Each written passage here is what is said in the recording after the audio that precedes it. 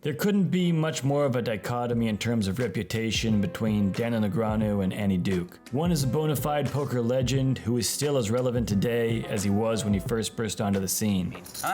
The other has weathered multiple controversies and is also related to this guy. I experienced more disappointment at this World Series of Poker than I've ever experienced. I've never been at 4 final tables before without winning one. And yet these two are forever linked by a years-long feud. So let's dive in. But before we get into the thick of it, please take a moment to subscribe to the channel, hit the bell so you can be notified whenever we release a new episode. In the world of professional poker, the feud between Daniel Negreanu and Annie Duke stands as one of the most notorious and enduring conflicts in the history of the game. Both Negreanu and Duke have left indelible marks on the poker world, each with their unique playing styles, achievements, and controversies. Daniel Negreanu, affectionately known as Kid Poker. If I show one, do I have to show all? No. Okay.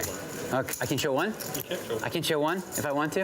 I don't feel like it. Never mind. Rose to prominence in the late 1990s and early 2000s as one of the most talented and charismatic players in the game. His numerous tournament wins, engaging personality, and strategic brilliance made him a household name in the poker community and beyond. On the other hand, Annie Duke, a highly skilled player in her own right, gained recognition for her analytical approach to the game and her success in both tournament play and cash games. The paths of Negreanu and Duke intersected on multiple occasions throughout their careers, but it was in the pressure cooker environment of high-stakes poker tournaments where their rivalry truly began to simmer. The seeds of animosity between Negreanu and Duke were sown in the competitive arena of poker, where egos clash and every victory is hard-won. While the exact origins of their dislike for each other may be multifaceted and personal, it's evident that their differing personalities played a significant role in fueling the flames of their feud. I'm so sorry.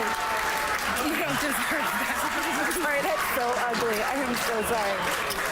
Oh, that makes me want to cry. That's so gross. So let's take a deeper look at the timeline of the feud. It was in the late 1990s when Daniel Negreanu embarked on his journey to Las Vegas, with aspirations of establishing himself as a professional poker player. During this period, he actively engaged in the rec gambling poker community, alongside notable figures like Chris Jesus Ferguson and Annie Duke's brother, Howard Lederer. He's very competitive, and certainly a lot of our history playing those games, you know, I was 11 and she was 9, so I did most of the winning. She did most of the throwing the board around the room. In 1999, Negreanu stirred discussions by compiling a list of the top 10 limit players worldwide, drawing from his experiences at the intense $500 $1,000 game at Bellagio. Notably, he esteemed Annie Duke as the 6th best player, lauding her skills. Later, Negreanu initiated veiled allegations on rec gambling poker about an unidentified expert exhibiting bullying behavior in the Bellagio game, gradually hinting that this expert was a female.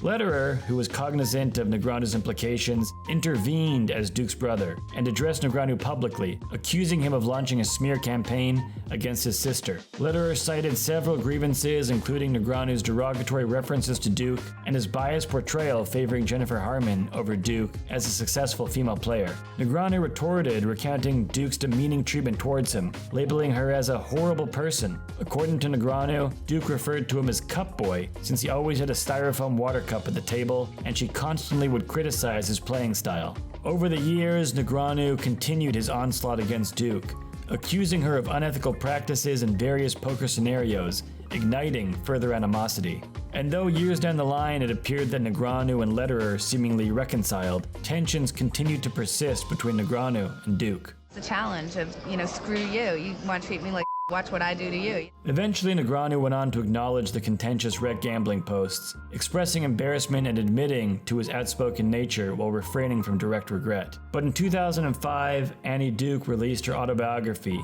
How I Raised, Folded, Bluffed, Flirted, Cursed, and won millions at the World Series of Poker, and briefly addressed Negreanu as her online bully without delving into public rebuttals. And the beef continued when in 2010, Negreanu faced criticism for derogatory remarks, calling Duke the C word in an interview that he said was meant to be off the record. If women out there were offended by the C word or my use of it, apologies to all of you because it was not supposed to be in print. I mean, if I was going to put in print, I'd put it in my own blog, but I don't use the word regularly. But Negreanu was not done, because in 2011, he expressed disdain for Ultimate Bet Poker, implicating Duke's involvement amidst the site's controversies. And then later that same year, he also criticized Duke's Epic Poker League, questioning its viability and revenue sources. What if you could create something that was a more professionalized version of poker, where you had some way to qualify into the league, and then the pros got a lot of benefits from that? And if you want to see more on the disaster that was the Epic Poker League, we got a great video for you to check out. The link is in the description. Finally, in 2021, when Duke was one of the nominees for the Poker Hall of Fame, Negreanu was quoted as saying, "For what? Robbing people at Ultimate Bet? Owing Russ Hamilton money and never paying him back? For stealing money from people at the poker table?" Along with her brother, the Lederer family would be the king and queen of the Poker Hall of Shame. For representing poker in the worst light imaginable when she was on The Celebrity Apprentice, You're a poker player. A poker player. That's awesome. beyond white trash. Poker players are the poker most players- awesome people in the Poker world. players are trash, darling. Trash. for all those things, then yes. If you took out the F and added an SH in the word fame, then yes, I think she should be inducted. So as you can see, despite periodic attempts at reconciliation, the rivalry between Negreanu and Duke has continued to simmer beneath the surface, bubbling to the forefront on many occasions. She's completely ostracized from poker. Like, people in poker have no time for her.